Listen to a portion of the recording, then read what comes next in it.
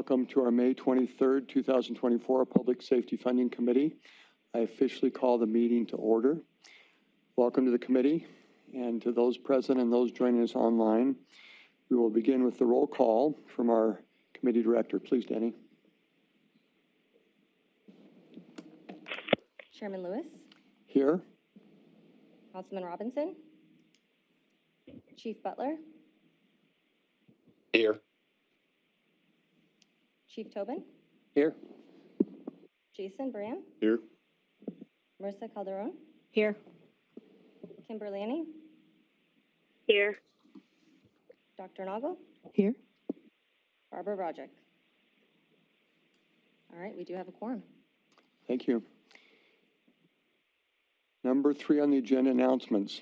I am pleased to announce that the opening on our committee has been filled with council member Kevin Robinson from the city of Phoenix. He represents District 1 as the appointee to our Public Safety Funding Committee. Many of you know Councilmember Robinson, and for those who are joining us, in case you don't know him, here's a quick overview of some of the things that tell you a little bit about his community involvement. Councilman Robinson is a retired senior law enforcement executive with over 36 years of law enforcement experience. He is also a full-time lecturer in the Watts College of Public Programs and Community Solutions at Arizona State University, where he instructs in the School of Criminology and Criminal Justice. He has served on boards in the nonprofit arena, the most significant being his 17 years of service to the Ronald McDonald House Charities of Central and Northern Arizona. In 2020, he was selected by the Arizona Supreme Court Chief Justice Robert Brutinel to serve on the Arizona Judicial Council. Also in 2020, he was appointed by the governor to the Arizona Police Officers Standards and Training Board. And I understand he will be joining us next meeting. Thank you. The public has an opportunity to make comments, and on the agenda it gives instructions on how to do that. For the committee to know, we so far have not received any electronic comments. Is that correct? That is correct. Okay. And of course, when we do, we'll get a chance to review them. Today's meeting will consist of 3 presentations, 1 briefing, and the director's report. We will move to agenda item number 5, the presentation on the legislative framework and statewide approaches to public safety funding. And we are pleased today to have our director of the County Supervisors Association, Craig Sullivan, to give us that presentation. Craig, please. Well, thank you, Mr. Chairman, members of the committee. It's really a pleasure to be here with you today. I've had the privilege of working with the counties for some time now, and it's been a great joy of mine to serve them in the capacity over at the association. I'm also very pleased to have an opportunity to participate in this. I really appreciate what all of you are doing, and I want to be a resource to all of you as you go through this important discussion. And Mr. Chairman, I'd like to commend all of you for taking the extra time to participate in this important process to serve the citizens of Maricopa County. And being one, I wanted to extend my appreciation for that. I was invited here today to share a little bit about the county operating environment and as it relates to financing detention facilities. And to do that, I prepared a slide deck for you that will walk through some basics of the general mandated structure of the counties, how that materializes into a budget. And we'll also talk a little bit about the restricted nature of revenue authorities that are available to provide those services. And when you do have those revenues, some of the expenditure limits that are binding that environment too. And it helps highlight kind of the complicated puzzle that counties operate within to provide mandated services. And I hope you'll see that the authorities related to detention have been critical tools for the counties. The counties had to go to the legislature to get those authorities extended to them, as you know, and 10 counties to date have utilized that to serve their constituents. 2 others are looking at a jail district at this time, in addition to what's happening here. And so this conversation is very important, and it does happen across the state. Should have grabbed that a little. should I just motion or?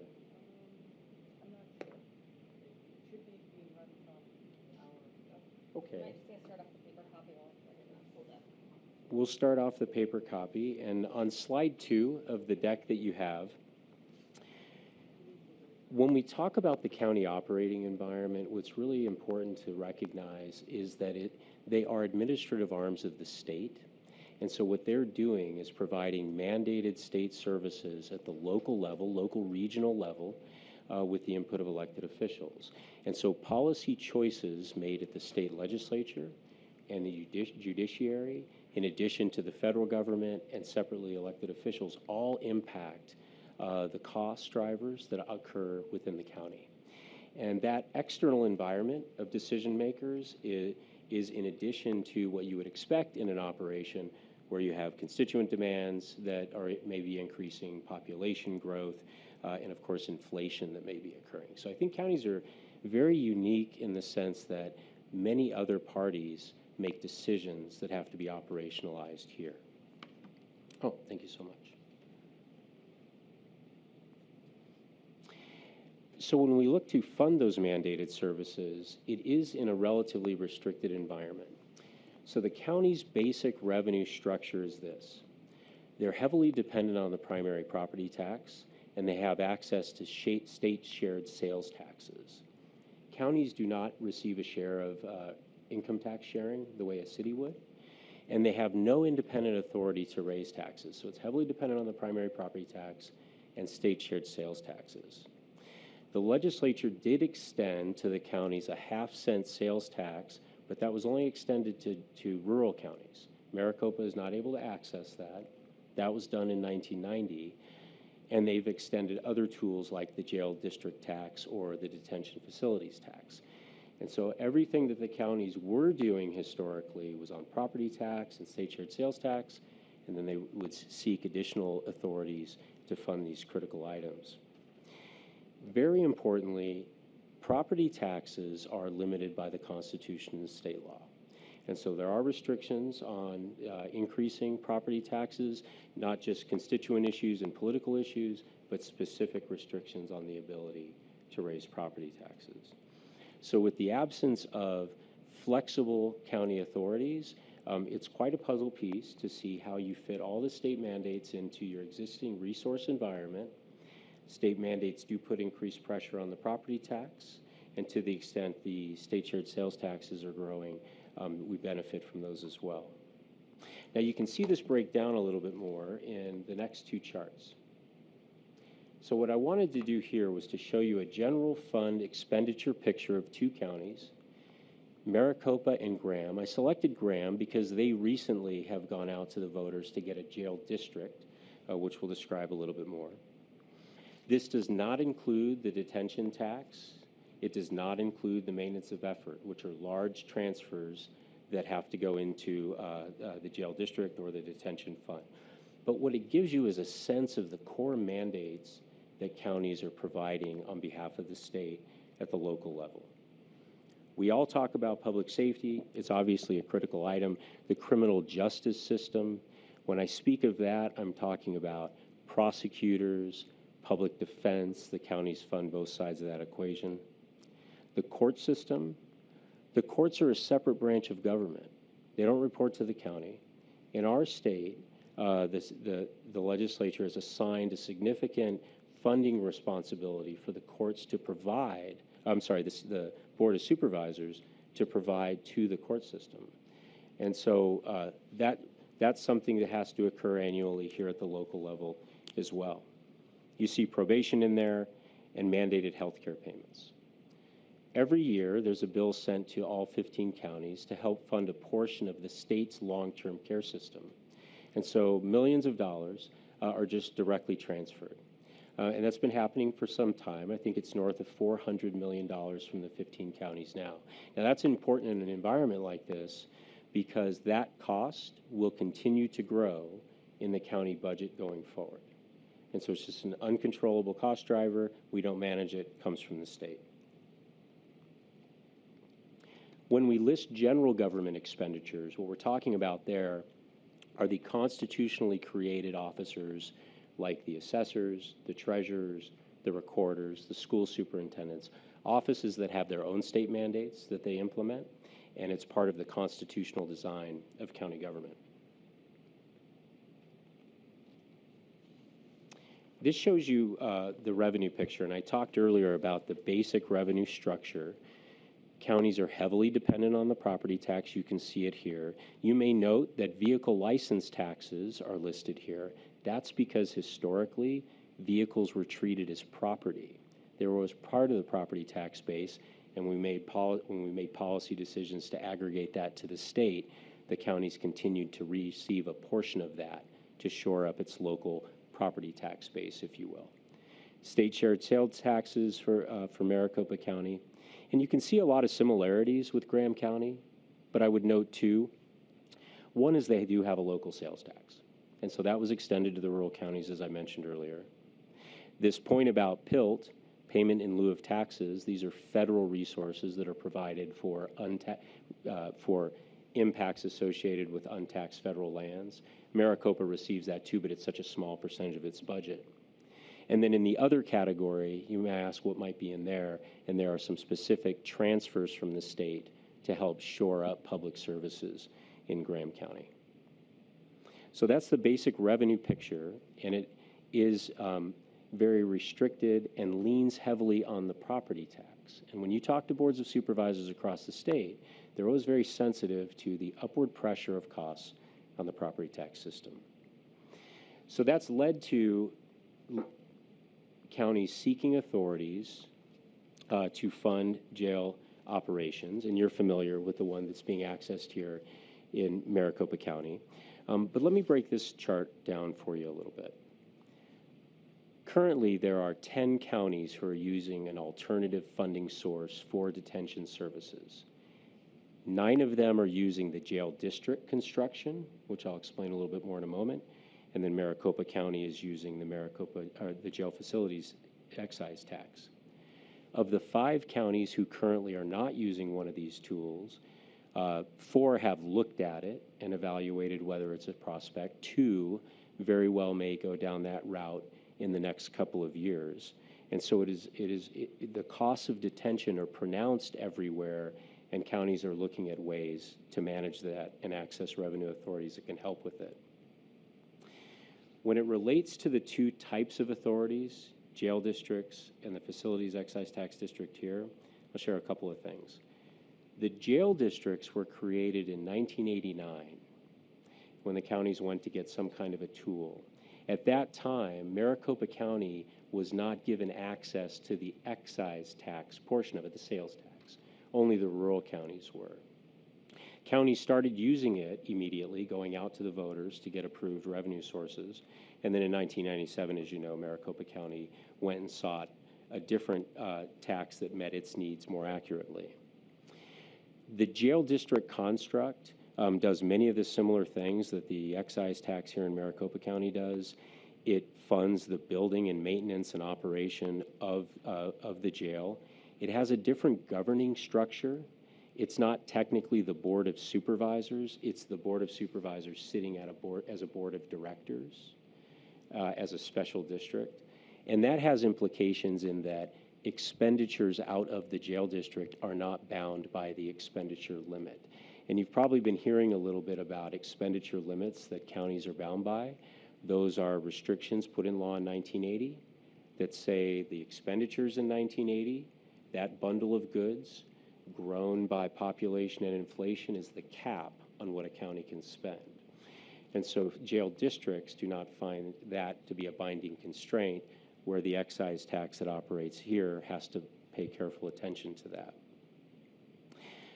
Charges to municipalities are also different. In the jail district that's in the outlying areas, it obviates the need for any local booking fees or per diems for municipal charges. Those cities just book right in. And in this jurisdiction, there's still some cost sharing for municipal charges. The tax rate in the Maricopa County excise tax structure is much lower as well than the rural structure. It's up to 1/2 cent in the rural areas. And so there are some key differences. One of the things that we don't see in the rural jail district construct are some of the wraparound services like probation that is funded out of here in Maricopa County out of this excise tax. Probation is critical to helping people stay out of jail, but the rural counties receive support from the state on probation. There is some local costs, but there's no direct transfer from the state to Maricopa County for probation services. So this is a key snapshot that I wanted to share with you about what the lay of the land is like out there. And I hope it gives you a sense of some of the mandated and revenue constraints that the counties have and why jail districts have been a critical tool that many counties have looked at. But Mr. Chairman, I'd be happy to answer any questions that the group may have, and I've been very grateful for your patience and your time. Thank you. Thank you for the overview, and I'll turn to the committee and see if there are some questions.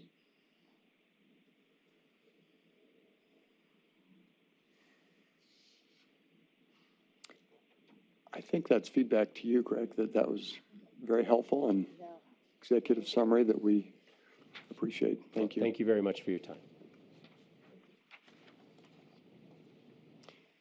Agenda item number 6 will be a briefing with some historical litigation from our counsel, Emily Krager.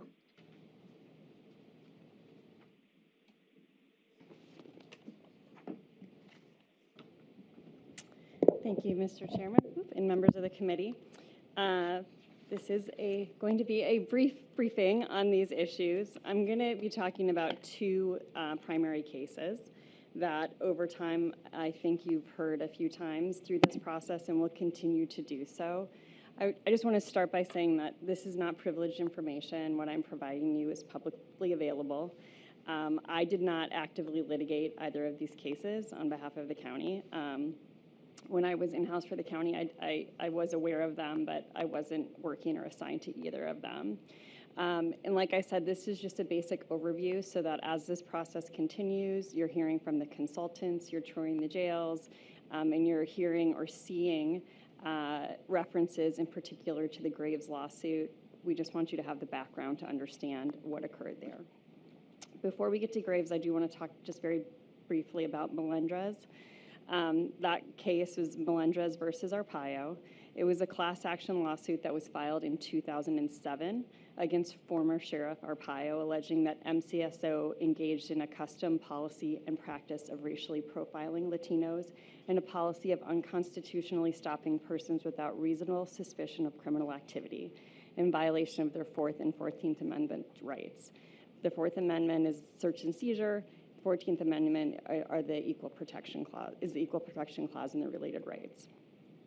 Ultimately, in that case, MCSO, under the direction of former Sheriff Joe Arpaio, was found to have violated the constitutional rights of Latinos.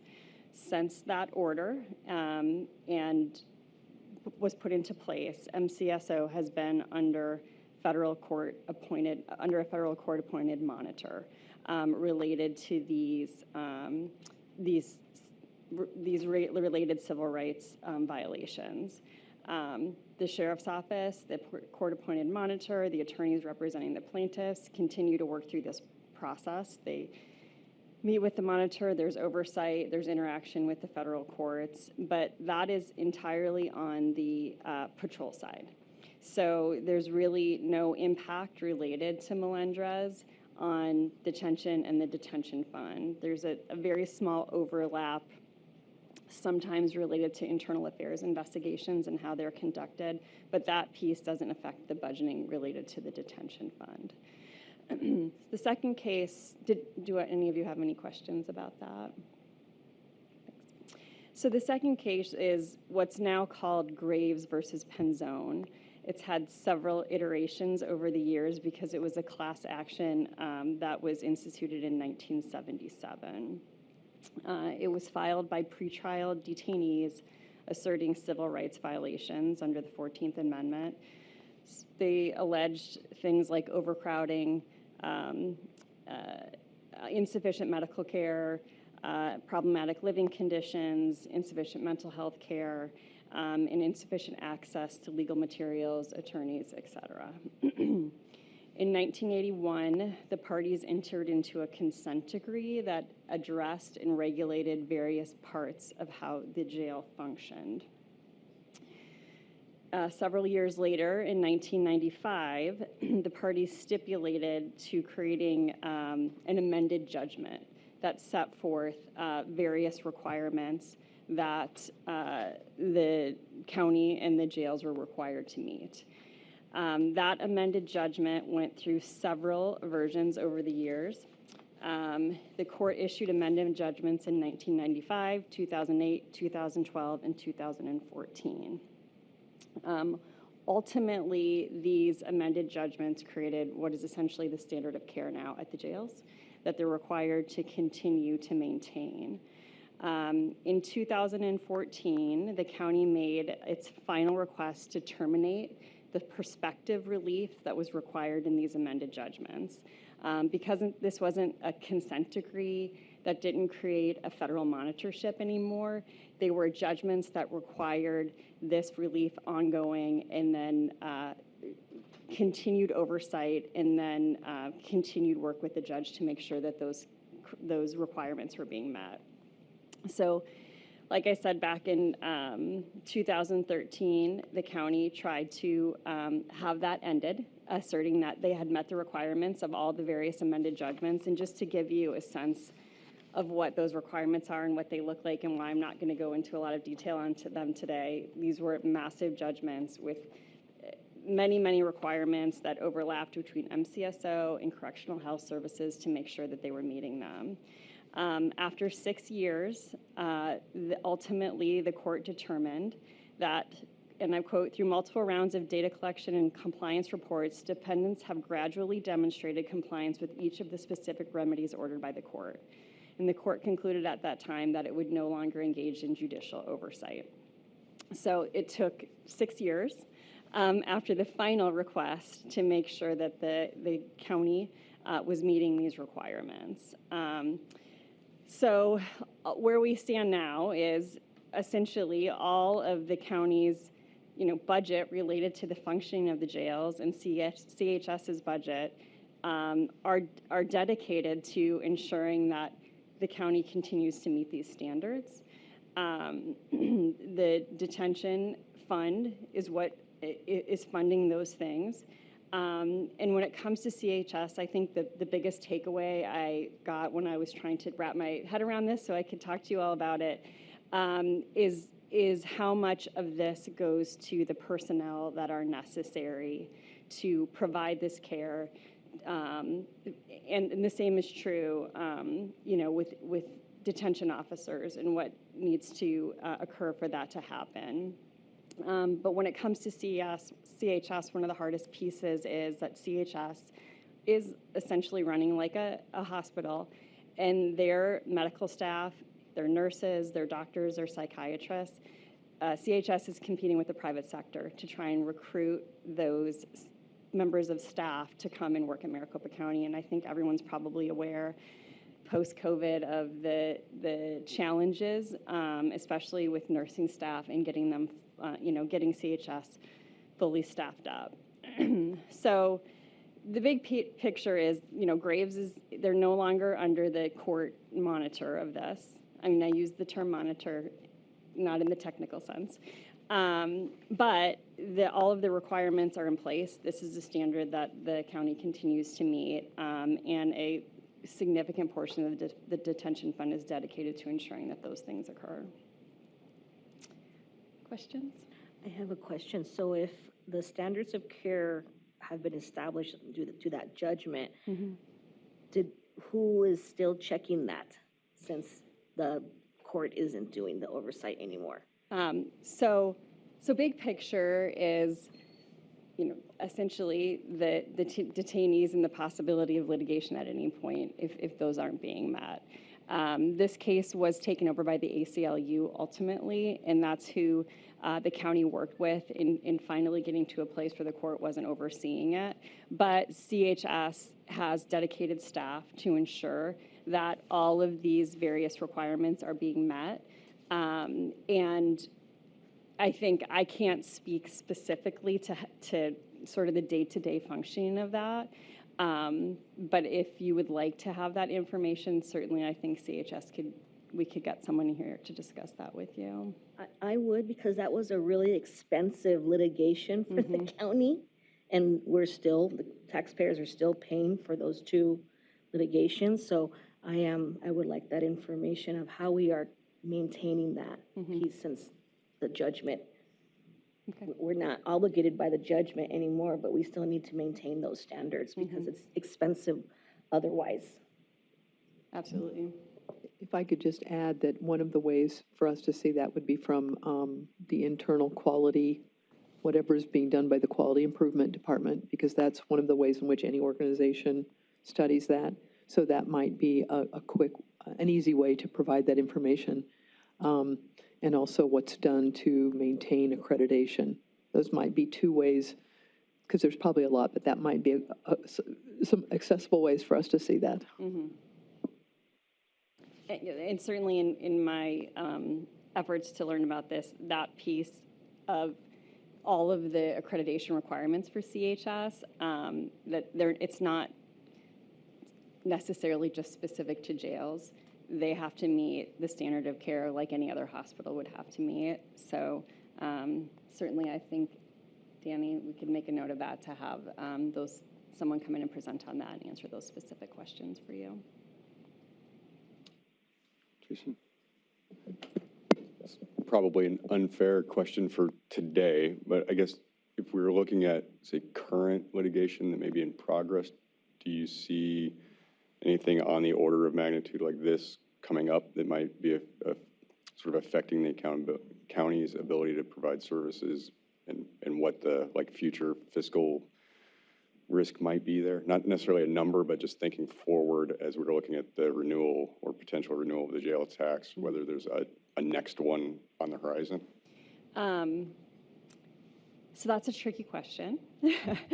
I will say that, there's pending litigation, again, related to the jails, where the county is named pretty much all the time for a variety of reasons. There was a case filed during COVID. It was the Fenty litigation related to care that was being provided during the COVID pandemic. That case, my understanding is, has gone quite well, and the county has met the standards the courts has determined. I think if you're looking for a briefing on current active litigation, so as I sit here today, I can't tell you that I'm aware of like a pending class action in the works or anything like that that's been filed other than Fenty. There are single plaintiff cases that I'm aware of, but I don't have the details on those. I think you've covered what I'm looking for. Thanks. Any other questions or comments at this point? Thank you. Agenda item number 7 will be a presentation from Chief Eric Moe on the overview of the juvenile probation. And I think Chair Lewis, both adult and juvenile have kind of combined their presentations, so I think the next two will be together, if that's all right with everyone. Team effort, thank you. And so Chief Michael Smino, we welcome you too. Might as well. Thank you. And that combined presentation, I'll just mention, will be also an overview of the adult probation. Thank you. Thank you, Mr. Chairman, members of the committee, and those joining online. I guess first, on behalf of our boss, Presiding Judge Welty, and Judicial Branch Administrator Ray Billett, one, just thank you for your work. We realize you are all, as your bios would evidence, very, very busy. So we appreciate you taking your time and leveraging it for this important issue. With me today, Frances Dearman is the Director of Budget and Finance for the Judicial Branch. So she and her incredible team support the Superior Court in both probation departments. Chief Eric Moe leads our juvenile probation department. My name is Mike Smino. I have the privilege of leading our adult department. And so we're going to walk you through, thank you. We'll walk you through our slides today. Our intention is that this would be a a beginning of a conversation. We're going to kind of high level move through the 2 probation departments and our operations. I've been with our court for 25 years. I'm an old PO. I've been in this position for 4.5 years, but I started as a probation officer 25 years ago. I've done a number of positions. Just very committed that community corrections as a whole is a profession, probably one of our best crime reduction strategies that we have among the other stakeholders that you're getting presentations from as well. We'll hit this fairly quickly. As you're likely aware, the judicial branch is one kind of unified organization under the leadership of the presiding Superior Court judge, which includes the court, both adult and juvenile probation. It's a large organization, 3,200 employees, I think 98 judges, probably over 50 commissioners that have the full authority of a judge in their duties. And then the 2 probation departments are obviously a part of that, as well as the detention center. We'll hit this quickly. This is kind of on our agenda, the kind of format that we'll go through both departments with, looking at the budget, what the programming that we have that's required, the populations we serve, primarily through this fund, as well as heard some interest in vacancy rates. I've watched a number of your meetings, as well as some future things that are on our minds as well. Just going to start by zooming out. The total branch detention budget is located solely in the 2 probation departments. It's not supporting the Superior Court. So to give you a sense of the adult probation's detention budget, almost $52 million, or a little over a third of our overall operating budget, $41 million in juvenile probation, or more than half of the juvenile department's operating budget. In terms of adult probation, we'll give you an overview.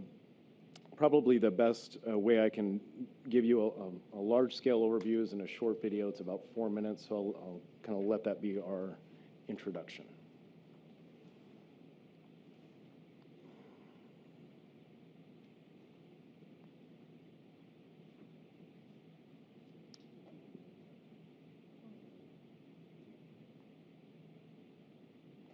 Should be sound coming in. Yeah, right there.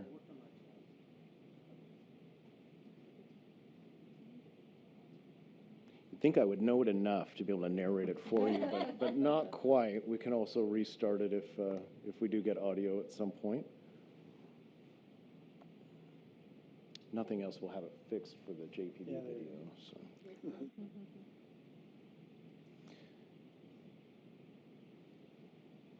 I was just at a swearing-in ceremony bragging on Martine and how he can fix anything, and I completely jinxed the committee's the work today.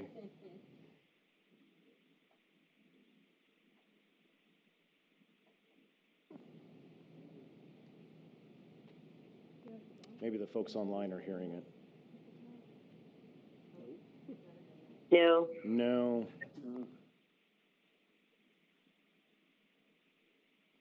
Martine, what do you think? It does look very professional. Cover it verbally? Should I just verbally cover the content? If you wouldn't mind. So generally what is kind of going through is the department's a large organization, 1,200 employees spread across over 15 sites all across Maricopa County. One of the things that we don't know is, or that most don't know, is just how involved the adult probation department is in the life of a criminal case. I know you're touring ITR here coming up. When somebody's arrested for this is kind of showing the diversity of the work that's being done. But we support the initial appearance court. We're doing risk assessments in the jails prior to somebody's going in. I'll tell you a little bit about that. Those are some of the programs that are offered by the adult probation department. There's always this dualistic role where primarily we change behavior as a crime reduction strategy, try to get to the root cause of the person's criminal conduct, intervene in a way that's responsive to them, and then craft strategies that are responsive to the uniqueness of that person, and then intervene on that. We have a variety of specialty caseloads. Some that were put up there are supported by the detention funds. Those will be the ones I focus on. But the breadth of adult probation is quite vast, and I'll walk you through some of those. When it's talking about relationships, thoughts, or beliefs, those are some of the core things that if we can intervene effectively, those are most predictive of criminal conduct in the future. So if we can change, small task, all we're asking of a PO is change how someone thinks. But if you can do that, if you can intervene in those areas where their thoughts don't conform to societal norms, some of the values that those at the table would hold, we can be quite effective. What the video at this point is showing is that probation officers are also peace officers in Arizona, and they have legitimate enforcement functions. While we primarily reduce crime through changing behavior, we also address risk. And when someone's risk can't be managed, we effect arrests, we do searches. There's very much an enforcement function of saying, Judge, we can't manage this person's risk in the community. We're bringing them back before you for further action. Here's some quotes from probation, folks that are on probation, talking about that was kind of the first person who was really supporting in their lives. And some of those pro-social models that we've all taken for granted, a lot of these folks have never had. And so the probation officer might be that first pro-social model. Our mission statement is to enhance community safety through service, accountability, and influencing change. Each of those words have a real unique meaning that I could go on and on about. Our vision is a group of diverse professionals delivering proven resources for change, supporting those impacted by crime, and engaging the development and support of all staff. We share core values across APD, JPD, and the Superior Court. We achieve both our mission and vision by the equitable application of those values: fairness, respect, integrity, innovation, and safety. It's another quote from a probation officer or somebody on supervision about their probation officer, about the support that they received as a result. Videos on our website. If you're like, oh, that was not good. I want the real version. Like, what did I miss? It's worth watching. It's on our public facing website. So we'll kind of jump back into the meat of it there. The budget for adult probation total, which includes the detention fund, is right under $150 million. If you think about how those funds are allocated, almost 60% of that is the general fund, but more than a third is the detention fund at 34.6%, and the remainder of around 7% made up through grants and special revenue funds. This slide, and a lot of our slides, I recognize they may be hard to read on the screen, but you have those as really just a quick overview reference point as you want to kind of go back and be refreshed. Those are oriented by percentage of allocation, so intensive probation, pretrial supervision on the graph there, 22%, 15% in pre-sentence. If you look at just the pretrial operations, those that take place in initial appearance, the supervision side that I'll talk to you a little bit about, as well as pre-sentence intensive probation, those comprise almost 2/3 or a little more than 2/3 of what we utilize the detention fund for. Probably a helpful place to start when we talk about programming, I'll walk you through the various programs that are funded at adult through the detention fund, but it's probably helpful to understand kind of the authorities we operate under, what's mandated, why it's mandated, how we approach community corrections, and then some of our standards there. The thing I'd note for you, while she's not present, you have a resident expert on your committee, Barbara Broderick, obviously my predecessor. She's served as the adult chief in Maricopa for 19 years. She was the adult services director at the Supreme Court for adult services related to probation for 5 years prior to that. She is literally a force. She is a national expert and figure in community corrections. Anything that I'm going to cover at a cursory level, she could do a deep dive with you if you ever need it, as can I and our staff. So again, just trying to make this an introductory conversation. Some of the authorities we operate under, obviously statute or state law mandates a lot of probation functions, what we do, why we do it. And if you think of statute as the what, the Supreme Court through the Arizona Code of Judicial Administration kind of defines the how.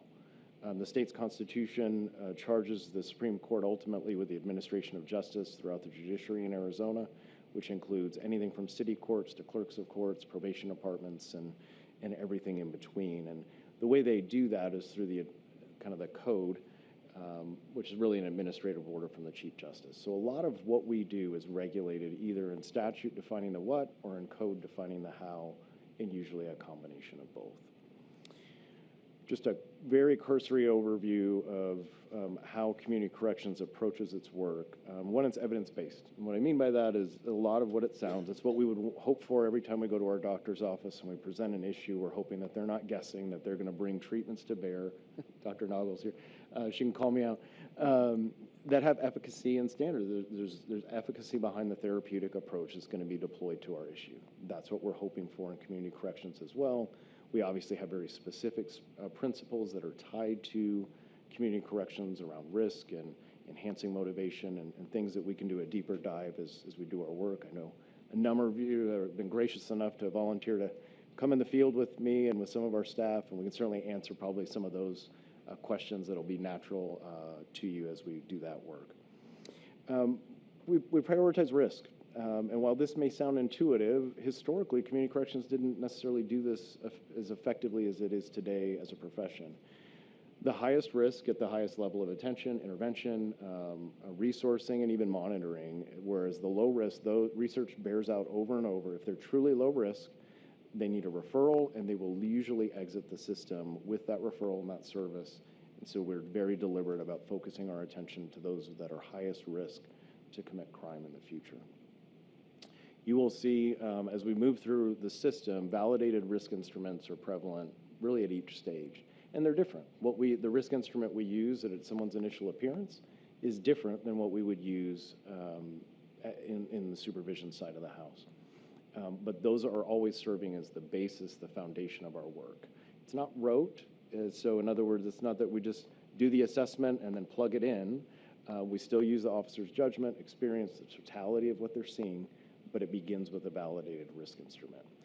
The ones that we use are mandated, again, going back to code by the Supreme Court, that these will be used for this purpose in these populations and those instances.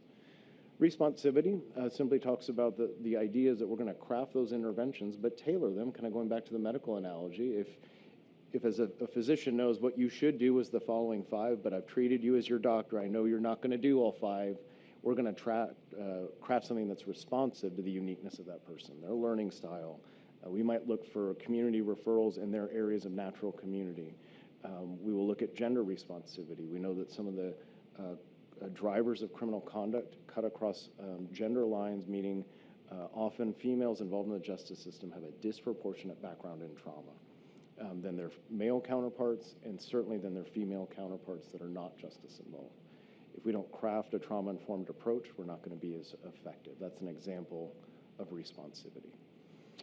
Workload standards, that statute in the Arizona revised statutes says that counties of 2 million or more will develop standards, ratios in effect, that are evidence-based and differentiated case management. A lot of technical words there, 2 key terms, that they will be evidence-based, that what you do should have efficacy in research is how you develop those standards, and that it'll be differentiated, that you won't treat all populations the same, and we'll use risk, and we do that in a number of ways.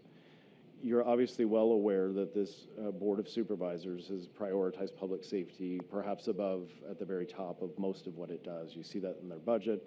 You also see that in how they've implemented this statute. Those standards have been developed between the county and the presiding judge a number of years ago. And I think as you looked through them, I'll give you a sense of them as we move through the populations. You see a firm commitment to both of those things, evidence-based and differentiated, kind of over and over and over. They deserve a lot of credit in how they have resourced this court's probation department. And then I think I already noted most of the activities that we do that we're going to quickly move you through fall under both statute and code. All right. Well, with that as a long preface, let's look. And I'm not getting an advance here. I might need an assist to go to the next slide if it's possible. Martina, I've broken everything. I sang your praises at the auditorium only to sabotage you here. As we get our technology caught up, to give you a sense, what about outcomes? This is zooming out, looking at the broad entire probation population, about 76% successfully complete probation. So as we look at how people exit, either prison or probation or otherwise, 76% are leaving successfully. And almost 90% are supervised on probation without a new felony sentencing while they're under supervision. So if we go to the next one, we'll kind of walk through these populations. I'm not going to cover, don't worry, I'm not going to cover everything on those slides. But the biggest, sure, of course, Chief. I can't, but I'm sure we will. Yes, there you go. Can you tell me the numbers? on the previous slide, can you tell me, those are percentage, can you give me numbers of successfully completed probation? And then are there numbers attached to those without me doing the mathematics? There are. Thank you for the question, Chief. We have a rough active probation population of about 26,000 at any given time. So we have 50,000 under our jurisdiction, 26 under direct supervision in Maricopa County. The delta on those are people in prison, people out of state, people that have been deported. But the 26,000 is, or so, it could be 25. These are FY23 figures, is the active supervision. So rough math would be that percentage against that population. I say rough because we do this on a population level by case type, and so I can't easily quantify the other one without getting into info you want. It's more of a monthly average, and there's technical how they measure it, and I wouldn't want to misstate the precision of that particular metric. So follow up on it. So would I be accurate to say that if I use 76% successfully completed, does that mean 6,500 did not? So again, this is the percentage of those exiting. The number I don't have is of the 26,000, how many exited in FY23? It would be, of those people that exited, it would be 76% of those. And so what we're measuring is somebody can get off probation because they were revoked to jail, they were revoked to prison, they expired. Unfortunately, a few are deceased. And so what we look at is of those that were on probation and are no longer, what is the percentage that either went their full term and successfully discharged or did well enough that the court discharged them early. And so we look at who's exiting probation, and of that number, 76% exited either full term or early. Thank you. Of course. No, it's a great question. I'm sure you're already, as I've seen in some of the presentations, coming to the realization that very interested in recidivism across the criminal justice system, and seems that every entity of that system defines recidivism differently. And that's one of our significant challenges, just as a global system that's not unique to Maricopa or even Arizona, that's a national challenge. Mr. Chairman, to follow up on that, can you give me a sense of the the profile of a probation participant looks like? Like, what's the range of duration of a probation period? So when we're talking about getting through this successfully, is that everybody just churning out in 3 months, or is this a longer period? Like, what does that look like for a typical participant? It's a great question. It's very challenging. It's 26,000. Probably by program I could do it, and we could certainly dig into some of that data for you. What I would tell you is some of the common lengths of probation might be 18 months, 3 years. Sex offenses or lifetime probation, most likely. Some of our aggravated DUI cases have much longer sentences, many more years as a probation term or length. In terms of an early termination practice, there's no one that I'm aware of that's getting off in 3 months, or the soonest is at a department policy that we're even going to present a petition for early termination to the court would be half their time. So if it was a 3-year probation grant, before we would even be considering filing that, it'd be at 18 months, if that helps. And I might just tag on that question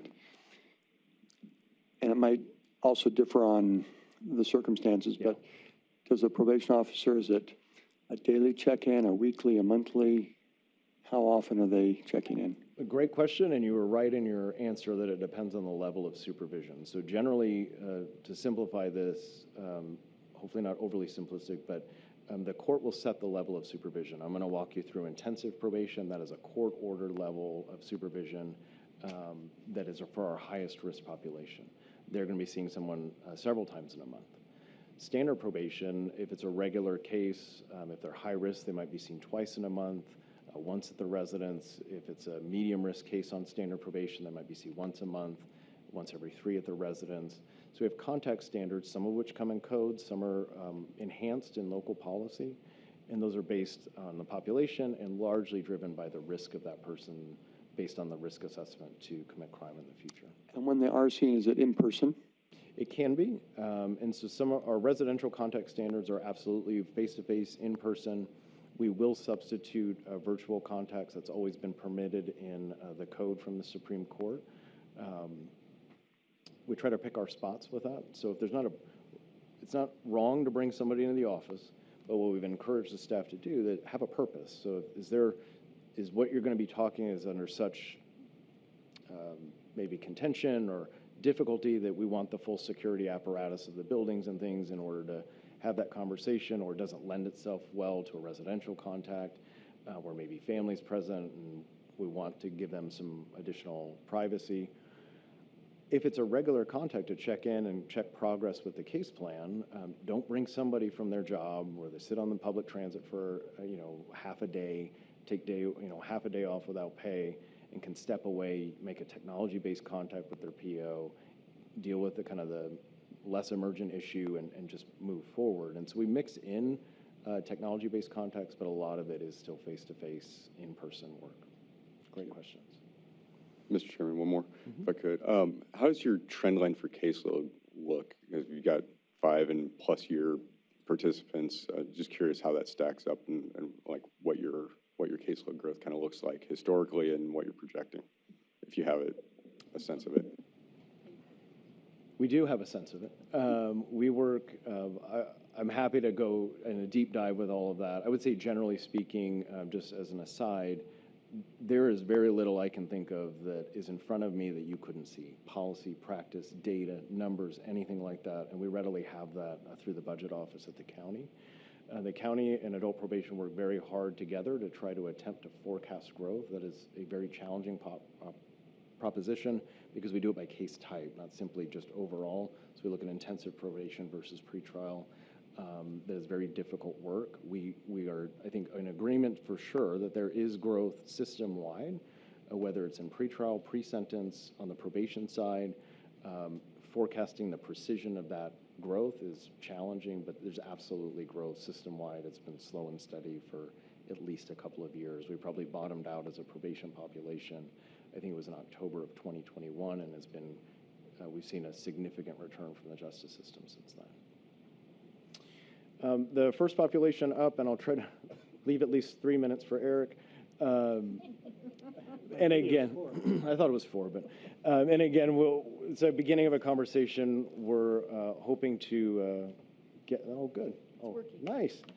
So the initial, thanks, Fran. Fran does so many things for me. The initial appearance court runs 24/7. So unfortunately, Christmas night, when we're waiting for whatever your tradition is, and you're asleep, we have court in session. And that court is supported by criminal court administration as well as probation. So high volume, when somebody's arrested, they have to see a judicial officer within 24 hours of that arrest. Primary role of that hearing is just to affirm identity and set release conditions. Prior to that decision is made, probation officer runs a risk assessment assessing their risk to fail to appear, their risk to commit crime, an additional new crime, or a new violent crime. It's assessing those 3 things. They run a criminal history, they do some financial assessment, and all that information is provided to the court. About over 50,000 times we do that per individual coming through the system. I'm hoping to join you on your ITR tour, and we can kind of maybe point that out.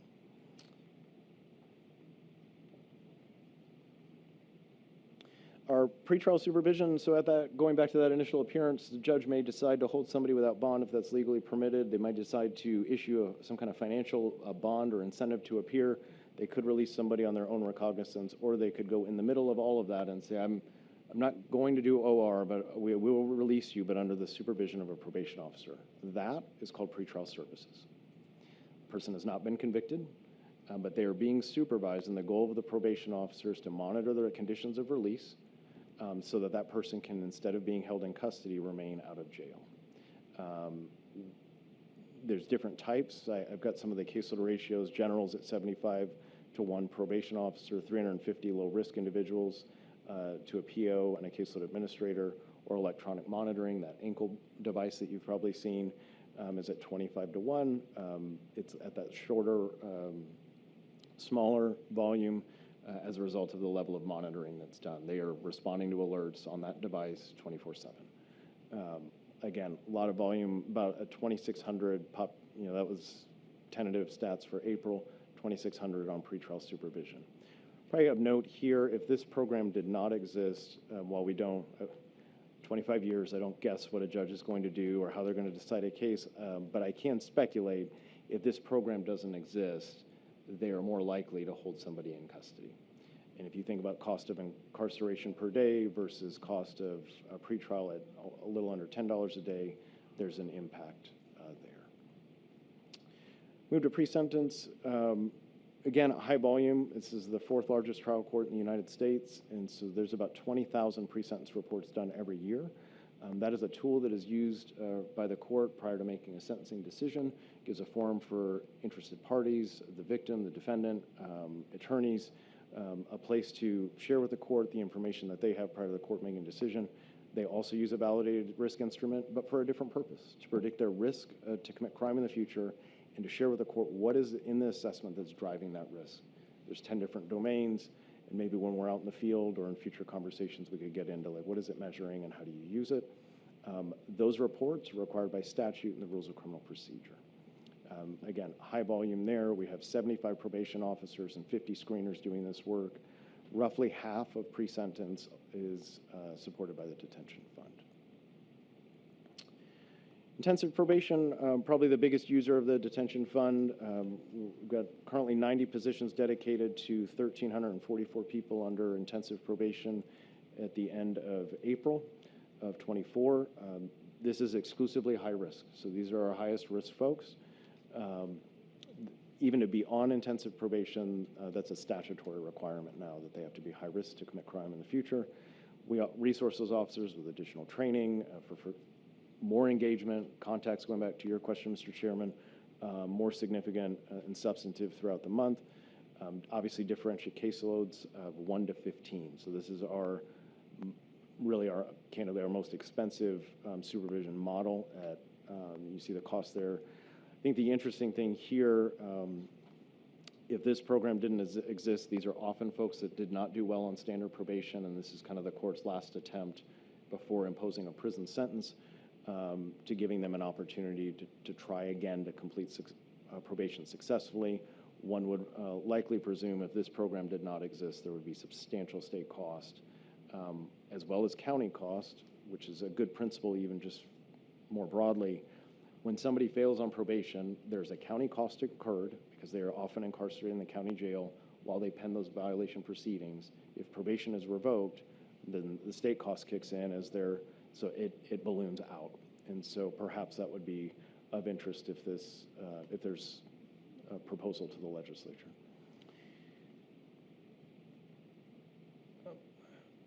I'm going to do two populations together just in the interest. I'm sorry, Chief. Another question back on that. Sorry. If it's so intensive and they're at such high risk, what is the reason to be on probation? If it's so high risk, what is the reason for those individuals to be on probation other than the cost? Can you tell me something other than cost? Absolutely. The first is the outcome on the folks that you rightly note are higher risk is 65% are completing that program successfully. Used to go around and around with one of your members when she was my boss.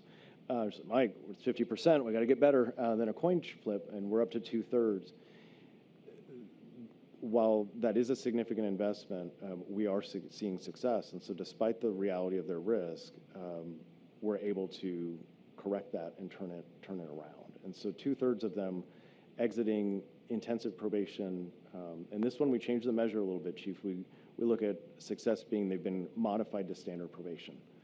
So they're on intensive probation.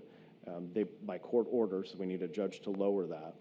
And we said, Judge, here's what he's done since he's been on intensive probation, and we're recommending you lower it to standard. And of the people, again, on that caseload, 64% are being lowered. And I may have overstated in terms of so high risk. I don't want to give the impression that if the court did not believe that it was safe to put this person in the community, they would not have ordered intensive probation. They would impose a prison sentence. But these are folks that are challenging. Their history shows it. Their level of need shows it. And so I'm quite proud of the staff work of getting almost 2/3 of them to successfully complete. If that helps. Thank you. Yeah. Most of you, when you do your ride-alongs, I'm trying to put you with intensive probation officers, and so you'll get a kind of an up-close look, Chief, when we go out next month. I'm going to do the next two populations combined. They do have separate slides. They are separate things, but the goal is the same. We're working with people in custody. The first slide that we're looking at now is those that are in prison coming out to probation. The next slide are people in the county jail for 60 days or more coming out to probation. But the goal is the same. You can imagine that coming from a custodial environment into the community is overwhelming, particularly on this slide, the people that are in prison. This program actually started with a Recovery Act grant in 2009 that had such beneficial outcomes, the board made that a permanent program when the grant funding expired. We're able to successfully transition them. The goal is engagement. Where are you going to go? What do you need? How do we keep you engaged upon your release? You don't abscond and you finish probation successfully. This is at 1 to 20 on the prison side of this, where we're going into the facilities, doing that planning. We have some time with them when they're in the community, and the goal is to hand them off, whether they're on intensive probation or standard probation or wherever they're at, to that more permanent assignment. So their goal is transitional instability. Same with our community reintegration unit. They're actually in the jail working alongside of the sheriff's staff with some of the programming. We attend their, I think you heard Redeem spotlighted in one of your previous meetings, exceptional program. I pulled the sheriff aside when we were briefing our budget, like, I just came from your facility. It's one of the best things I've ever seen in 25 years. And so there's a lot of partnership. We're a state agency that's funded by the county. We're a court. We're a separate, all of that. But there's a lot of collaboration, and that's a great example. And so that's some of the work done in the community reintegration units. Transferred youth is at 1 to 40. Smaller population. We've got 6 authorized caseloads. I think 5 are filled. 236 youth. These are people that are minors or they're under 21, but either way, they've been adjudicated in an adult court. They tend to be higher risk, higher need. There's a therapeutic court kind of model where there's a judge involved. Our criminal presiding judge actually personally handles one of these calendars with the probation officer's attorney, treatment services, clinical care, kind of wrap around trying to get a somewhat impulsive youth that are charged with pretty serious crimes to, again, change the trajectory of where they're at. Similar therapeutic kind of court environment, DUI court and drug court, what we kind of generically call our recovery courts. Again, specialty courts using national treatment court models. There's some grant funding that supplements this, but DUI and drug court are supported by the detention fund. There's a peer support component. While you look at some of those outcomes, again, any of these specialized programs, we're going to go for higher risk, higher need individuals. So not just someone with substance abuse disorder, but there's going to be more emergent things, and that's why it's staffed and resourced the way it is. Finally, these two programs, court liaison and fugitive apprehension, I'm not going to get too much into court liaison. They're exactly what it sounds like. These are probation officers supporting our high volume probation violation courts so that those courts can make their decisions on people that are before the court for probation violation proceedings. Our fugitive apprehension unit, we have the largest warrant detail in the state. Last I saw, and I don't mean for probation, I mean period. Is a large 33 staff whose sole function is to locate, apprehend, and bring back before the court those with a probation violation warrant or a pretrial failure to appear warrant. During the pandemic, we had to assume some transport responsibilities. Just last year, they were transporting almost 1,100 people with active felony warrants without police, caged cars. They have a lot more training, additional equipment and firearms and so forth, body-worn cameras and all of that in order to get them safely to the jail so that they can appear in front of the court. So probation runs the spectrum. I was just swearing in new officers, challenging them to remember our purpose, that we primarily enhance public safety by changing behavior, but not exclusively. We also have to deal with risk, and that means at times affecting arrests, conducting searches of people's residence, and bringing them back before the court for accountability. I'll just hit this very quickly. I think the slide roughly speaks for itself. We have 361 staff funded by the detention fund. Presently, our vacancy rate for probation officer and adult is right at 1%. I think I have 5, maybe 5 positions open right now. We're always recruiting, and so those are online. Watching that have a bachelor's degree, we'd welcome applications. I won't let the sheriff be the only one that's doing shameless plugs for detention officer, although if you have to pick, we certainly have a broader need in juvenile detention and MCSO. Credit to the county.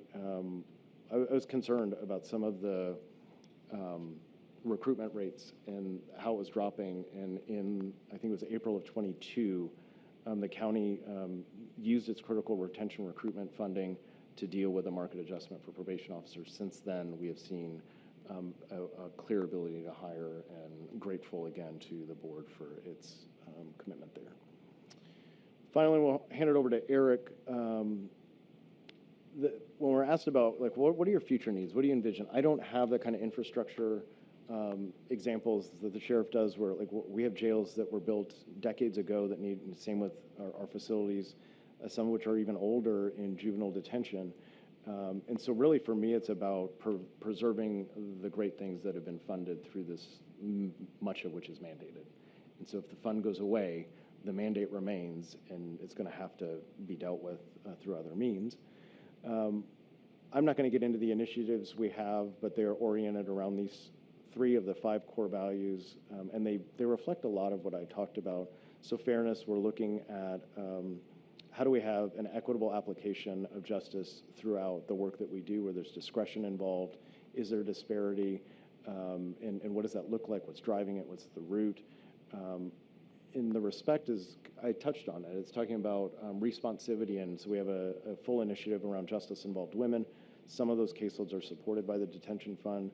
Recognizing and respecting the diversity of somebody's needs are different, our interventions and approach needs to be responsive to those differences.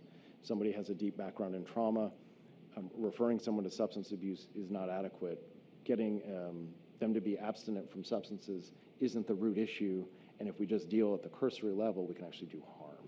And so that's what that's about. And then we have a continuous improvement initiative. What you've probably heard in other circles is lean management. Big things right now, this is not a Maricopa thing, this is a national problem. When I talk to peers across large urban departments, barriers to housing, our unsheltered population, and opioid dependency. Dr. Nagel's forgotten more than I could educate you on about some of these issues. So you have resident experts on the committee, but these are some of our emergent issues.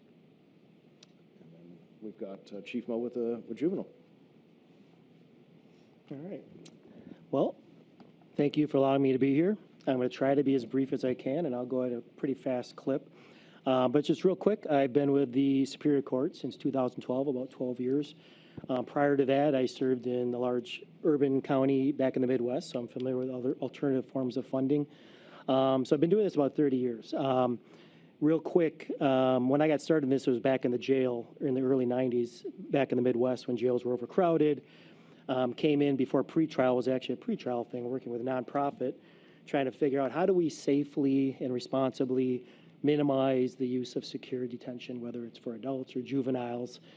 And so this was when we were working off cardboard pieces of paper, going in the prosecutor's office and trying to argue to release these people. So I say that because this is part of the reason why you're here, is that the question is, is this public safety funding necessary for our community?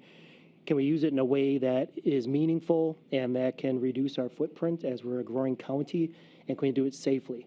I had the privilege after working in the adult system. There's now an old gentleman who started the United Parcel Service, Jim Casey. I was very fortunate. Timing is everything sometimes, to be one of 4 counties back in the 90s as part of the Juvenile Detention Alternative Initiative that basically asked the question, how do we safely reduce the number of youth in our secure facilities and do that in a way that keeps our community safe? And I was blessed to do that and landed here in Maricopa County. So hopefully I bring some information that will be helpful to you. What I want to do is follow the same cadence that Chief Semino has, kind of go through our operating budget. I'm going to warn you that you're probably going to see some numbers maybe that you haven't seen before. The juvenile system has been on a very interesting path for the last 25 years. You're going to see some numbers that perhaps might look scary to some in terms of how they've decreased over time. But I can tell you a lot of that is shrouded in lots of evidence-based approaches that have been going on for about 20 years in the juvenile justice system. And hopefully you'll see some numbers that will allow you to make an important decision that you have as to how do you move forward and is this funding important for our community. So with that said, it works great. And maybe my video works. So we have about a $75 million budget. Actually, it's about $80 million. If you look at the footnotes, it includes about $7 million that comes from the state. You heard Mr. Sullivan from CSA mention that some of the money comes for probation for the other counties from the state. We get a pretty decent amount of funding from Office of Administrator of the Courts to support youth, not in detention, but in other placements within the community, residential care facilities, sometimes group homes, and other services in between. This budget also does not include funding for our school that's in the detention center, and we'll get to that in a second. Similar to, you can see that our detention center does take a sizable chunk of our budget, about 25%, and the rest comes from general funds from the county, and then we have a smaller share from various grants and other revenue, like from the administrative of the courts and the state. Very similar slide to what adult probation has. This is our detention funding. You can see that approximately 80% of it goes into personnel, particularly around our detention officers. Direct supervisors have the responsibility to maintain a safe and secure facility. And then the other percentage of that is our medical department and our behavioral health department.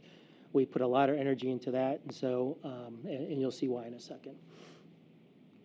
So anybody, I'm going to keep going quickly. Very similar to adult probation, our authorities, approach, and caseloads largely derive from Arizona revised statutes, various juvenile court rules, and codes. The one thing I would differentiate here from adult probation is, not that adult probation doesn't take this necessarily this approach, but other than the evidence-based practices around objective risk assessments, we have probably a few more risk assessments that we use. I wouldn't even say risk assessments, but assessments around wellness for youth around in our health area. You'll see in a second I was motioning for something. A screening instrument to decide which kids should be in detention. One big difference with the juvenile system compared to the adult system or even the sheriff's office is that we are really soup to nuts. From the moment that law enforcement makes an arrest and they're brought to us or that they send in a paper referral, we're involved in almost every piece of decision making that goes on, even to the point where we get to decide whether a kid is actually detained. We have the authority to not detain a youth and have them come back for court later, and you'll see that in a second. All the way up until the point that a youth is either committed to adult state corrections or placed in residential care or on probation until they're finally done with the whole system, and pretty much everything in between. The one thing I'd note in terms of our approach is we take a very strong effort to foster positive growth opportunities for kids to learn. So it isn't just about supervision by any means, but rather finding positive, responsible ways that youth can grow and learn from their mistakes. In addition, of course, to holding them accountable. All right. Oops. Overall, here are referrals, and this is part of the slide that I said some might shock people. Just going back 10 years, there was close to, I think it's 20,000 referrals. You can see in this latter years that we dipped down, especially during COVID, to about 6,000 referrals, and now we're starting to creep back up. So over the last decade, and actually 2 decades, there has been a strong, steady decline in the number of referrals that law enforcement brings to our juvenile justice system. And hopefully this will work, and if not, I will walk people through it. Oh, thank you, Martine.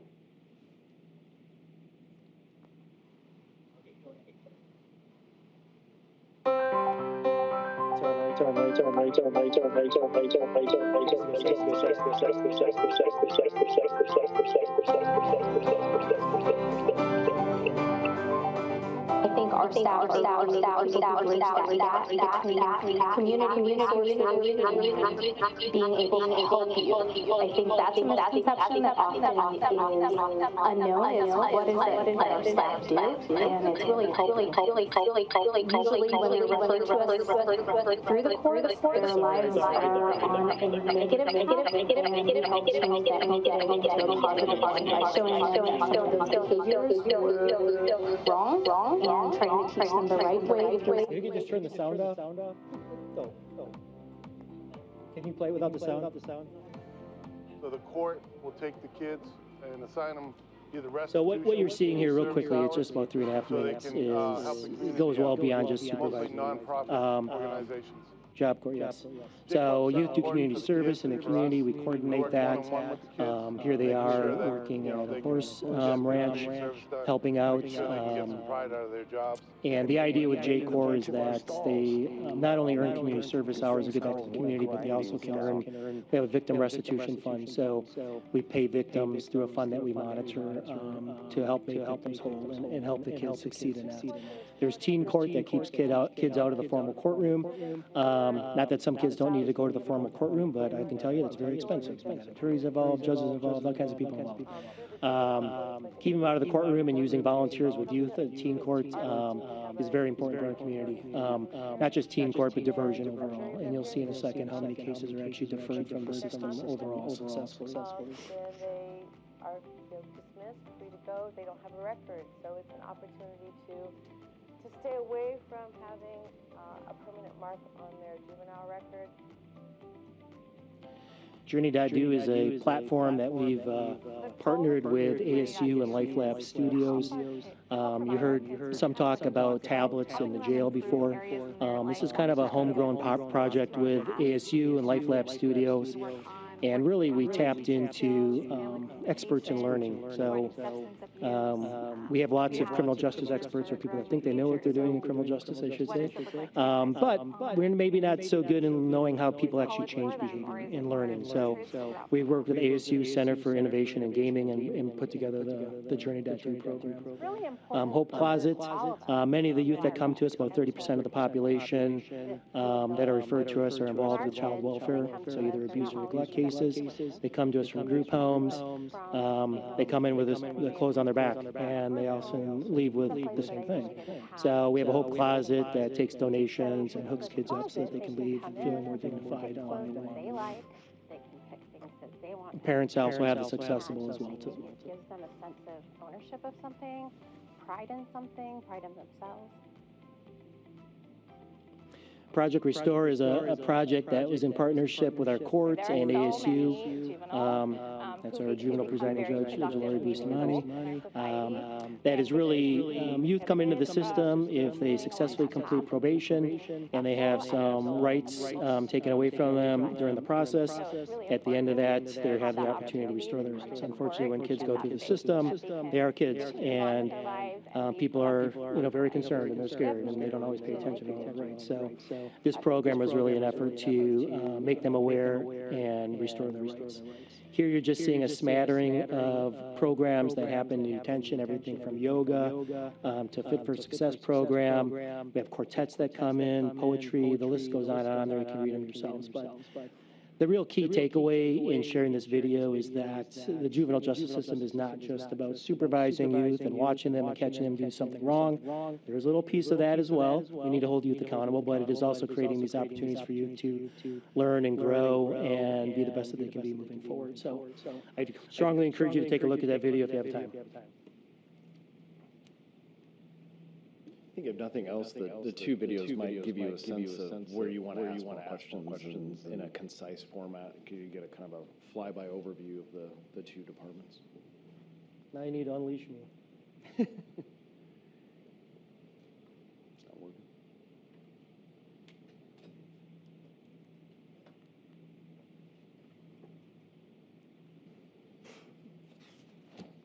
I will go ahead and send those videos out, and then I think the chief will be with us on our next tour. So if we have any follow-up questions, we can ask them then as well.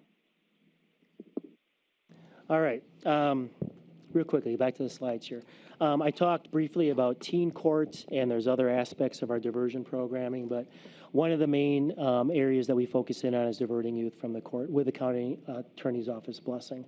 As you can see up there, about 56% of all those referrals that you saw that come in the door don't see the inside of a courtroom. They are successfully handled by putting in accountability contracts with the youth, us monitoring those, and work with the county attorney's office. You can see, similar to the overall referrals that have declined in the county, this is the number of cases that are actually diverted every single year.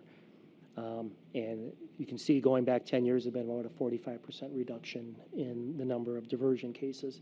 From, of course, we're still diverting approximately 50-some% of those cases. It's just that reflects the overall decrease of referrals coming into the system. How are those youth doing? You can see up here about 95% of all those cases after they've completed their diversion and 1 year after that aren't coming back to the court system with a new arrest.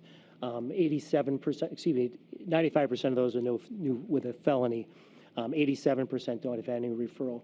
And I know there's been some talk about recidivism. How do you measure that? As we go through the slides, and you'll see on our annual report, stuff you can see on the websites, we measure referral just by an arrest. We don't get into, was the youth brought to detention? Were they actually petitioned? There's lots of cases that don't get petitioned. Whether or not they return back to detention, we take the approach that we're most concerned that the youth have more law enforcement contact with a new referral. So if you were to apply other ways to measure that, these numbers would probably increase even better, if you will. So we are just looking at if there was a referral that came in the door. Moving from diversion, if a youth isn't diverted from the system, they're going to move towards petitioning with the county attorney's office, in which case all youth are assessed by our probation staff, and are largely, a good chunk of them are put on standard probation. Standard probation is pretty much the workhorse of the juvenile justice system as far as outcomes for youth. You can see here the numbers of the kids that are put on supervision in fiscal 23. We have about 71 staff that are performing, and again, we have about a caseload of 1 to 35 in this area. As far as the numbers and youth that are put on probation, you can see again, there's been a precipitous decline over the last decade, I'd say going back 2 decades, and we've started to see a little bit of increase again coming out of our post-COVID years. How are those youth doing on standard we're going to get there in a second. If a youth isn't deemed appropriate for standard probation, there's a good chance they'll be placed on intensive probation. Some intensive probation is mandated by state law, depending upon if you have a prior felony adjudication. That's not a requisite, though. You can still make recommendations for youth to be put on intensive probation. There was a question about if youth are high risk, what's the purpose of it? In Arizona state law, intensive probation was designed and funded for the purpose of keeping youth out of state corrections. And you'll see some numbers relative to that as well. So youth that are on intensive probation have much higher contact standards. The highest level, there's multiple levels, but the highest level would be 4 times a week, which is pretty intensive. Those contact standards, not just for the youth, but they include home visits, contacts with the family, so it is fairly high level. In terms of youth overall that are on probation, or this is the number, again, of the number of youth that are on intensive probation. And again, you'll see a decline, and we started to kind of plateau coming out of COVID again. As far as outcomes for if a youth is not, is on intensive probation, we also have a unit that, I mentioned the $6.5 million that we get from the state on a fairly annual basis to provide treatment services. We have a unit that's funded by the general fund to keep youth in the community to provide like residential care service. You can see some stats here of the number of youth that are placed in our treatment unit. So provide quite a few days of out-of-home care. 139 youth received almost 12,000 days of out-of-home care. When you look at these numbers, one thing to keep in mind is that these are placements or services that we provided directly under the court. A lot of our youth, as I mentioned, are with the Department of Child Safety. So there's a number of youth that will end up in placement through their funding sources, and they're the placing agency and not the courts. Likewise, a fair amount of our youth are involved in the various care plans in Maricopa County through Access. And so we work quite diligently with them and their high needs case managers through child family treatment teams to try to find the best appropriate placement for them under the state's sort of behavioral health services, if you will. You saw the cute horse, if you're into horses, and the youth working at that ranch. Our J-Corps unit is the one that provides community service hours and helps youth earn not just hours to satisfy either their court orders or diversion opportunities, but also to repay victims funds. So out of our victim fund, approximately $10,000 was returned to victims. That is not all the money that victims paid. That was just what was paid out of the county's funds. I shouldn't say the county's funds. Francis will kill me there. But the way that we fund that is through surplus funds, donations, and that sort of thing. But about $10,000 came from that.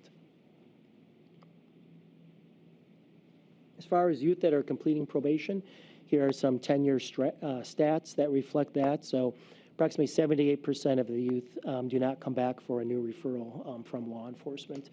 88% don't come back with a felony referral. Again, similar to diversion, this is 1 year after they've completed their term of probation, if you will. You asked the question about how long kids typically stay on probation. It's a little bit under a year. Some are longer, but that's kind of the general average. Most court orders, when they adjudicate a youth and place a youth on probation, is about a year order. That can be disposed of and cut short if we bring it back to court and say the kid's doing really well, they don't need to be longer. But it can also be extended all the way up until age 18. There's a small portion of youth that actually can be extended past age 18. About 3 or 4 years ago, the state did what's called extended jurisdiction. So the county attorneys can proceed to make notice to the courts and say that they want this youth to be supervised up to the age 19. So.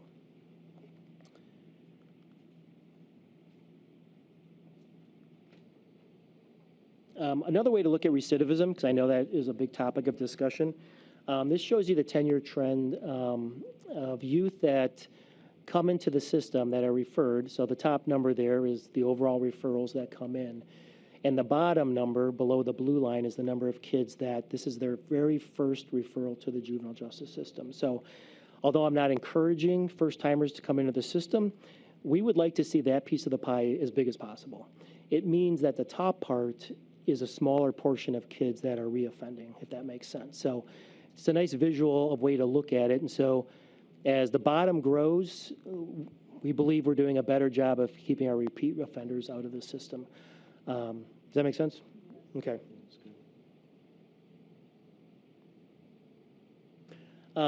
As was mentioned with intensive probation, one of the purposes of that is to keep kids from going even deeper into the system, into our state correctional system. So you can see here, there's also been a constant decline in the number of youth that have been referred to state correctional system at Adobe Mountain.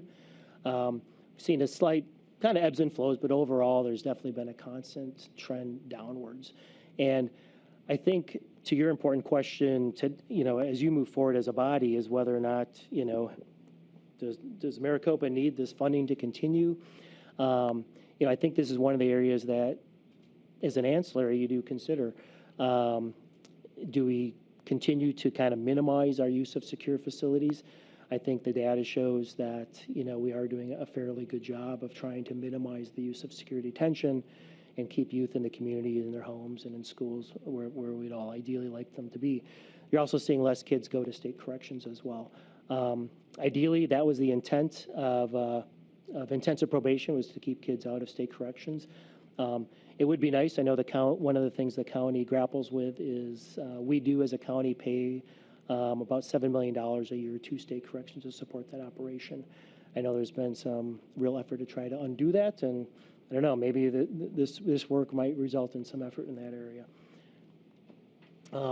Those youth that either don't successfully do well on probation to remain in the community and go to state corrections or have a very serious offense might end up being charged in the adult system. So What this is showing is the number of youth that are transferred to the adult system and are charged in the criminal courts. And you can see here as well, this graph is kind of Kimber flowed, Lanning but overall is now we've seen a decline exiting in that area as well. So, which then brings us to detention, which is probably the main source of our detention funding in terms of our youth. Overall, about 3,000 youth were screened. I'm going to skip over this slide. You can see it because this next one really kind of shows you. So the top bar shows you the youth that are brought in by law enforcement to the detention center. And so similar to the overall referrals that are declining, we also see less kids coming to the detention center as well. What the bottom part shows is the number of youth that we've actually admitted. So that shows the what I was referring to, that our authority that we have to screen youth. We use an objective risk assessment, which really asks the question, is the youth likely to reoffend prior to the next court date, and are they not likely to show up at their next court date? And so we do have that discretion to not detain those youth, and then they will proceed with the process in and out of custody status. So the bottom part there is the number of youth that are annual basis that we admit to detention after law enforcement brings them to us.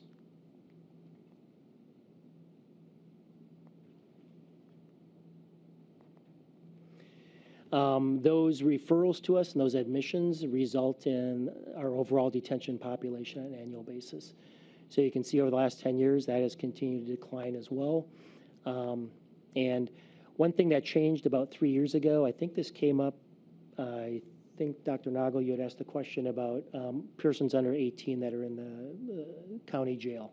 About 3 years ago, you can see in about fiscal 21 there on the right side, there's a note there about pending adults. So we began holding youth in our juvenile detention facility instead of the jail.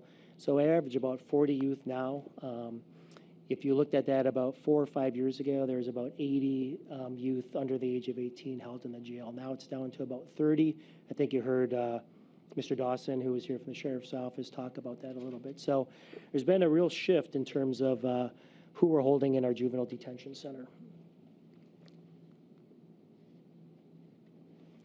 This shows you our average daily population.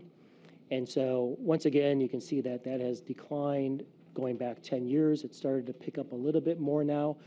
And when I say pick up a little bit more now, it actually would still be declining if it wasn't for the youth that we're holding that used to be in the jail. So you can see those numbers there. So we average about 113 kids, really about 150, 160 kids in the last few years. But that number goes up because of the number of youth that we're holding that are pending adult criminal matters. Average lengths of stay. The facility isn't designed to be a long-term facility. It was designed to be a short-term facility to primarily get youth from one court date to the next court date. Arizona law does allow the court to dispose of a youth up to a year in the juvenile detention center. I can tell you that rarely happens because the facility is not really designed to do that.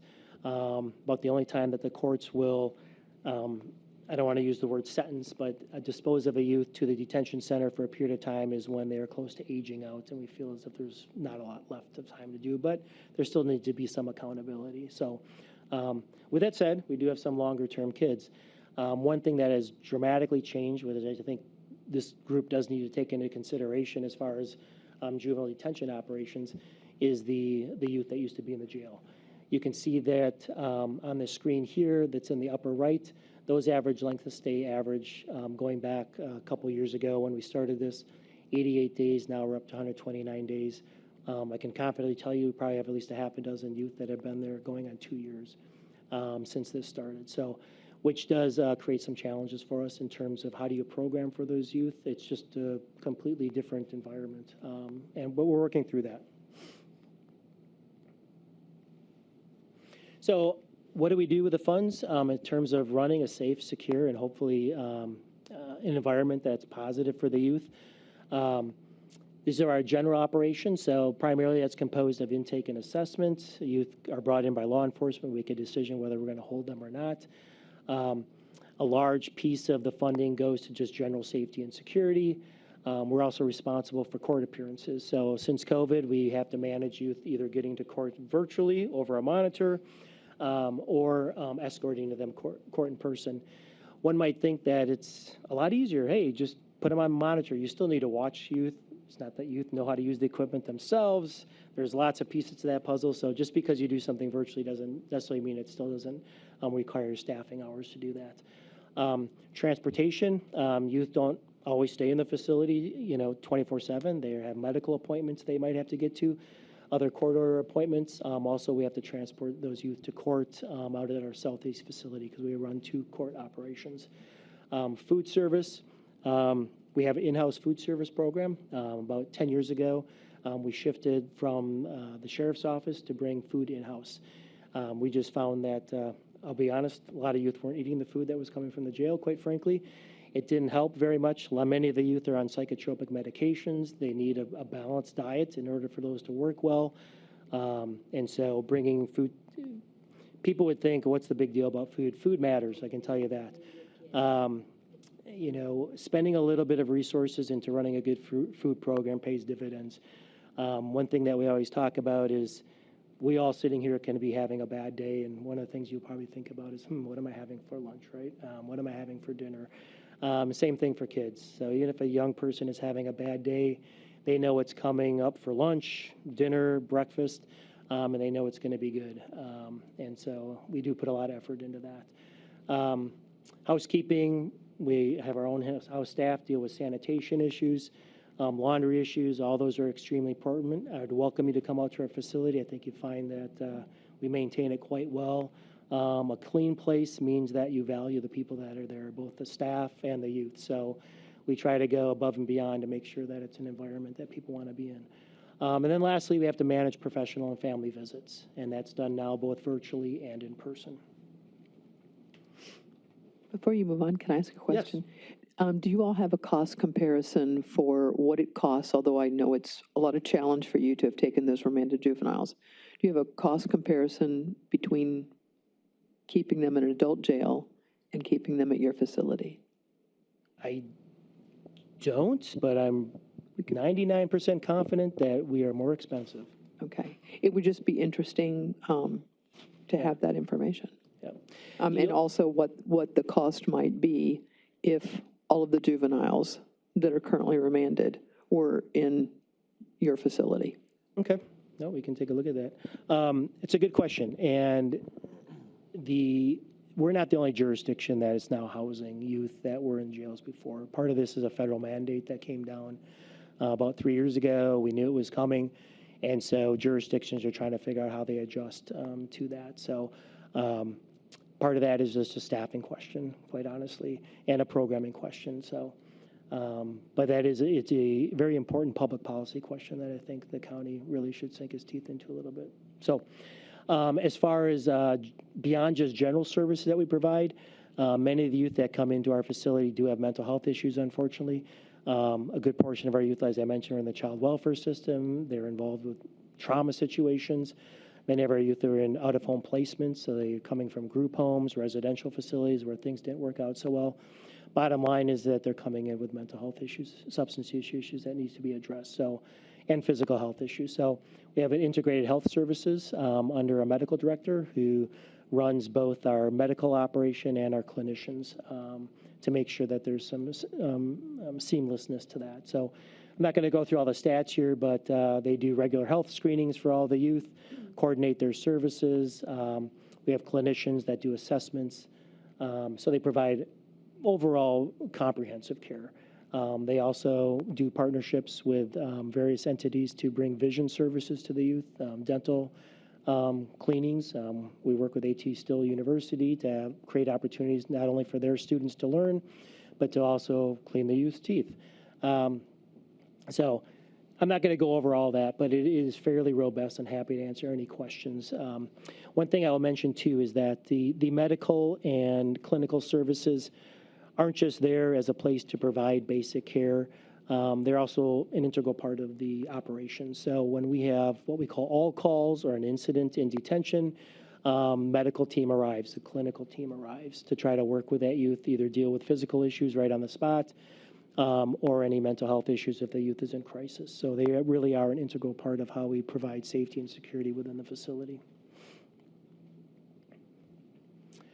Switching over from our integrated health services, obviously a key component and a way youth spend a big chunk of their day is in the educational area. So the regional school district provides, under an agreement between us and the presiding judge, school services for the youth in detention. So they provide Arizona Department of Education required curriculum, including about 6 hours a day daily. They attend to their special educational needs. They also provide various CTE services such as media arts and expanded other content just to enrich the normal 6 hours of requirements. And then also they provide transitional planning services for the youth. Those are all requirements under our agreement with them. So you can see up there the level of effort that they go and they undertake to provide those services. So would point out a lot of kids don't obviously graduate from the high school diploma, but actually some do if they're with us long enough and they can work at a fairly good clip. But good number of youth do earn their GED there, and some go on and will participate in secondary education. So we've done that in the past with Rio Salado, and now we're trying to work on some efforts with ASU so that youth can continue their education. So any questions about the educational services? Okay. And then as far as programming and recreation, I mean, anybody that works with youth know that you need to keep them busy. You need to keep busy in a way that's fun and interactive and something they enjoy, and that helps contribute to the safety of our operation. So in addition to the educational programming, there's physical education that's offered. When you have a chance to take a look at that video, you'll see the Fit for Success program, yoga. Youth are involved in tournament play. They participate in religious activities. We have gender-specific programming with outside agencies coming in doing Girl Scouts. There's a You Matter 2 program for females. I mentioned before the Journey.do platform that's available to youth that are in the facility. Youth have the opportunity to sign up and apply to be work crew, basically get jobs within the facility. And then there's also extracurricular activities, primarily around the area of art workshops, young arts. We recently started a Guitar for Kids program, so kids can get some guitar lessons through volunteers, and after they complete the program, they're actually able to take the guitar home with them. So it's all done through donations and various nonprofits that we work with. Once again, the point here is that the programming in the facility isn't just, it's not a brick and mortar facility. Providing just education and bare bones, we try to go as best we can, provide as many opportunities for the youth as possible. I'm curious because when we had the presentation for the adults, they had a robust recreation and even behavioral health and some therapeutic services. Is that happening? Is that available for these kids? Any type of group therapy or? Yeah, our clinicians see the youth. So every youth that comes into the facility when they're assigned to a unit is also assigned a clinician. And that part of that clinician's responsibility is to meet with that youth. And the youth makes a request for services, they'll get that. And that's a good point. I completely missed that. So many of the youth are involved with providers from the outside. We coordinate with them and allow those providers to come in and continue the continuity of those services. Because substance use has just become such a challenge.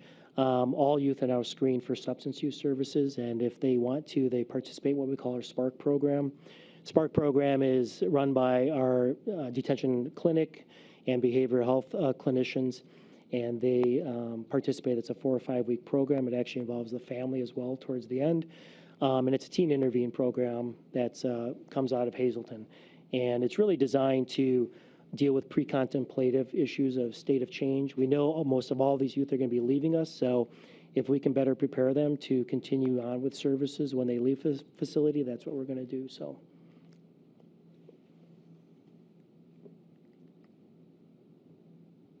There was a question about vacancies. That has been a challenge not only in our facility, but multiple facilities. You heard the sheriff's office talk about it.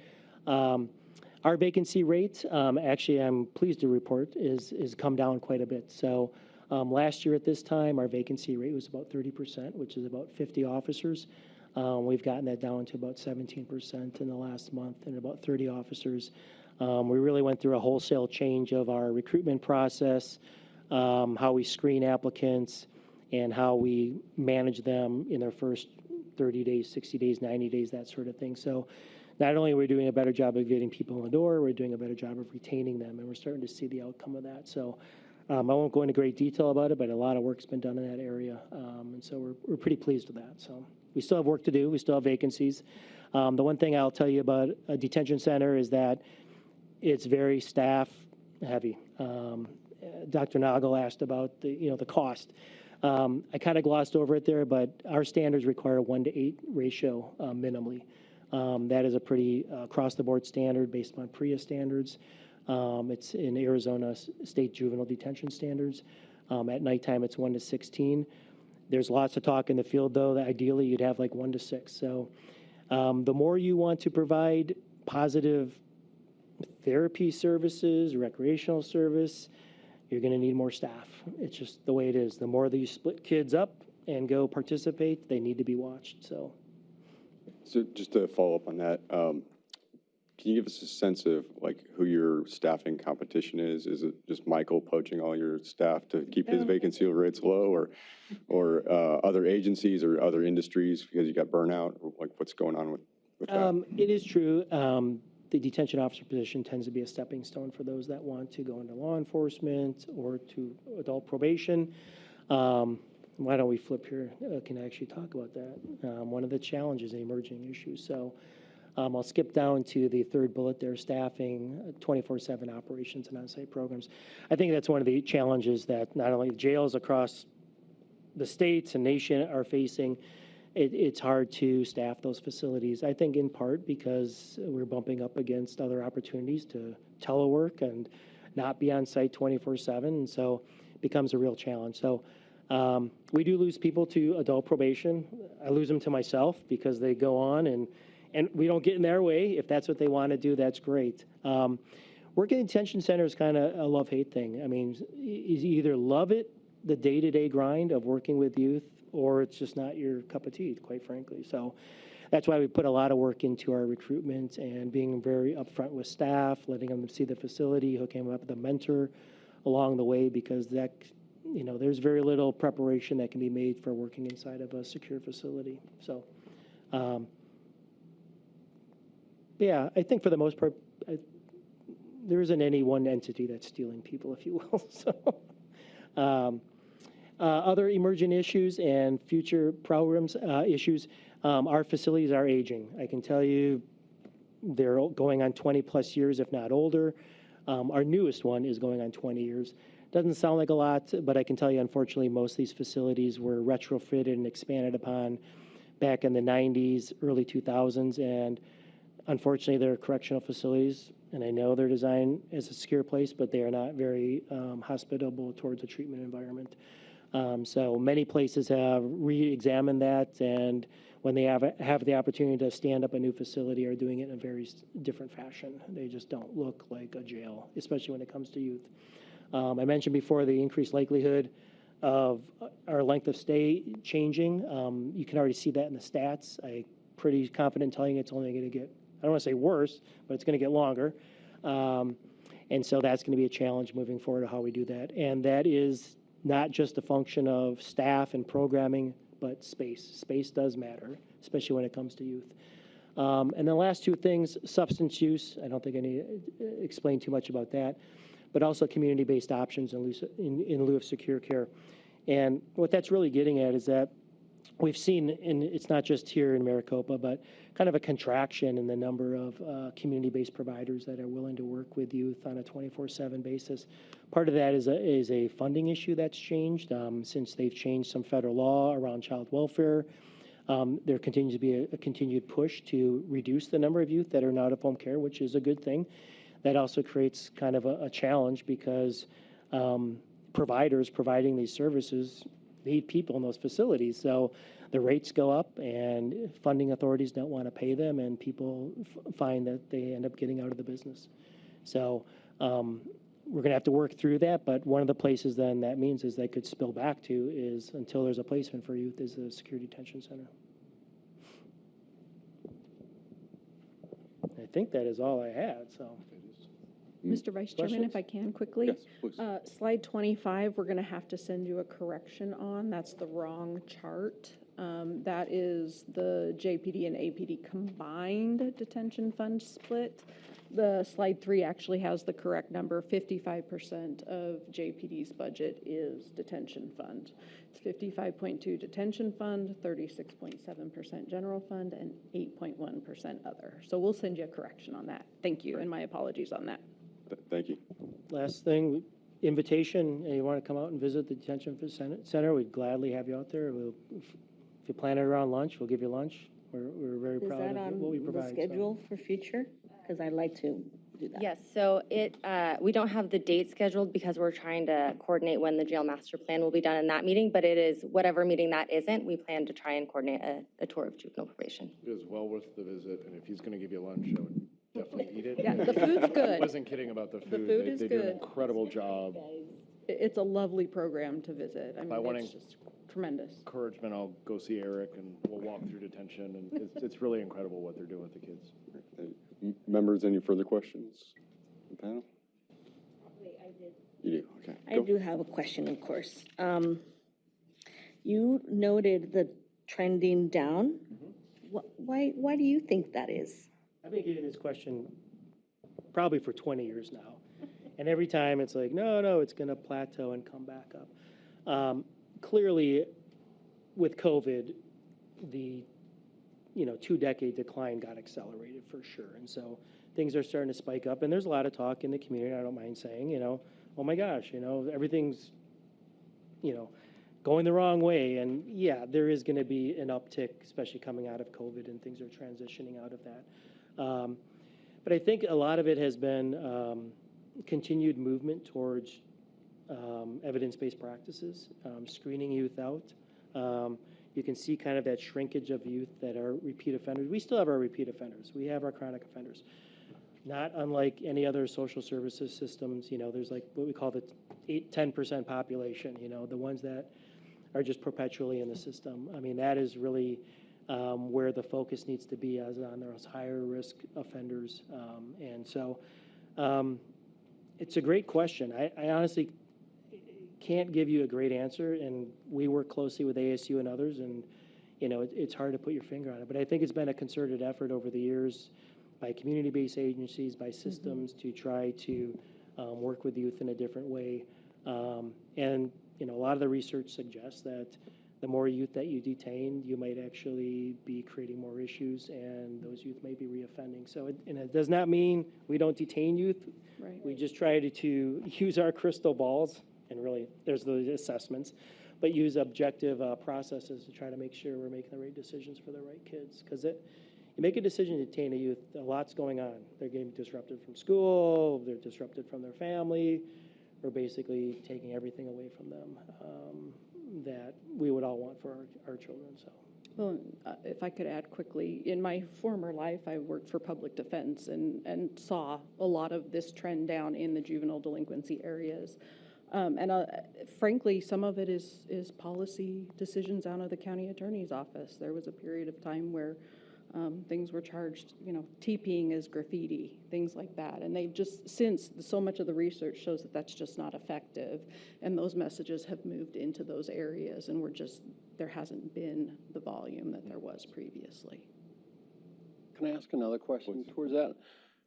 Do you think ASU or anybody has ever done a study as to whether or not graduation rates have affected these issues? In other words, if kids are graduating at a higher rate maybe than they were 10 years ago, I don't even know if that is correct to assume, but keeping them in school and not kicking them out of school because, we teach differently now than we did when you and I all went to school, right? I wonder if there's any feedback on the longer they stay in school, the less likely they are to get, placed or find other things to do with themselves, which isn't a good thing for teenagers to do. So any connection to that? It would be a wild ass guess. Direct study with ASU, sorry I said that but word. I have some pretty good connections there, and I will ask that question of them. If not, I'll write your recommendation letter for the PhD program when you want to go get it. Yeah, hey, thanks. In answer to your question, actually, locally, there has been a fair amount of work, what they call disconnected youth population. It's primarily around males. And, you know, the data strongly supports that, you know, if youth don't stay connected to the community or to school, that they're more likely to end up, you know, getting involved with the justice system. So, and that is an issue that's been going on, is the graduation rates for males has been going down, especially finishing like high school and college and that sort of thing. So they call it kind of the disconnected youth population. So That's my youth, Chief. I can give you stories of that. Yeah. The population that we work with, at least in my work. There's just a lack of wraparound services for those Right. youth. Yeah. And honestly, we see that in the school system because schools are stressed with high class numbers and not enough qualified teachers. I'll leave it at that. Chief, you online? Any questions? I want to miss you. I am online. No, I appreciate you remembering I was here. Thank you. Great. Well, on behalf of the committee, thank you all for presenting to us today. I would note your presentation deck was awesome. I really appreciated the budget connections and the sort of snapshot for fiscal year. That was really helpful. So thank you all very much. This is great. Look forward to continuing the conversation with you. And Danny, you have director's report for us? Yes, I will go very quickly. It's actually in video format. That was a joke. Don't worry, it's not a video. So our consultants held a kickoff meeting, so all of the departments that are funded or interact with the detention fund, they all showed up, and we had a great conversation about where the consultants should start, reports, audits, things like that we should start with, and so that was really, really great. We are going into weekly meetings with them, and they are kind of working with the departments, so hopefully by late summer, early fall, we'll have a draft report and some findings that we can bring to this committee. As far as the upcoming schedule, the ITR facility, I just got the details from MTSO, so I will send those out later this week so you know where to meet and what to wear and all of those things. And then we'll do the Estrella jail tour later next month. Thank you all for helping with coordinating the adult probation ride-alongs. I think we have almost everyone set up, so that will be great. And to Chief Bo's point, looking forward into the fall, we have a couple of potential tours on the roster, juvenile probation and potentially the food services. My hope is that we can do some tours this summer. And then once the jail master plan is completed, I want to make sure we have a meeting like that here to go through that because that's such a big part of what this report will be. And so whatever that week falls on, the week it doesn't fall on, we'll do the juvenile probation tour. And then in the fall, looking forward, me and Paige are talking about community outreach. And so we will keep you informed as that starts to kind of form. And that is my director's report. Thank you. Members, any questions for Danny? Or future items? No? Okay, well, with that, I think that's the end of our agenda, and we'll call that a meeting. So thank you.